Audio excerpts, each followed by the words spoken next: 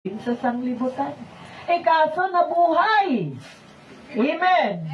At kung nabuhay, iyang patunay na talagang matutuloy yung paghukom na gagawin ng Diyos sa mga nananahang buhay sa sanglibutan, na kung tawagin ito dakilang kapighatian.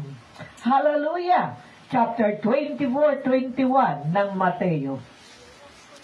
Ano ang tawag sa paghukom na ito sa mga buhay? 24-21 ng Mateo, andyan pa ba kayo? Sapagkat kung magkagayoy magkakaroon ng malaking kapighatian, nang gayon di pa nangyayari buhat sa pasimula ng sanglibutan hanggang ngayon at hindi na mangyayari magpakailanman. Matindi. Ito ang pinakahuli. Pinaka-ultimatum o pinaka-maximos na galit at puot ng Diyos sa mga buhay ng mga tao na hindi naglilingkod sa Diyos. Kaya great tribulation, walang kapantay.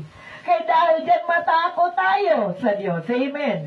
Paano natin maipapakita yung takot na yan natin sa Diyos?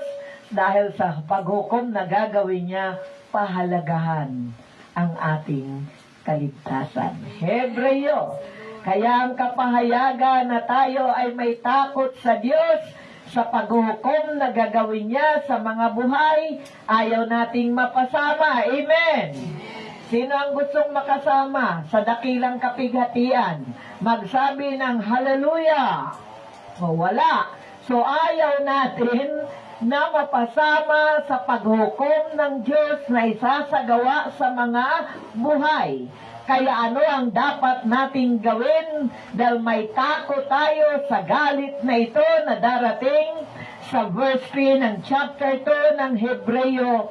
Paanong makakatanan tayo kung ating pabayaan ang ganitong dakilang kaligtasan? Hallelujah! Sa makatwid, hindi natin dapat pabayaan ang ating kaligtasan.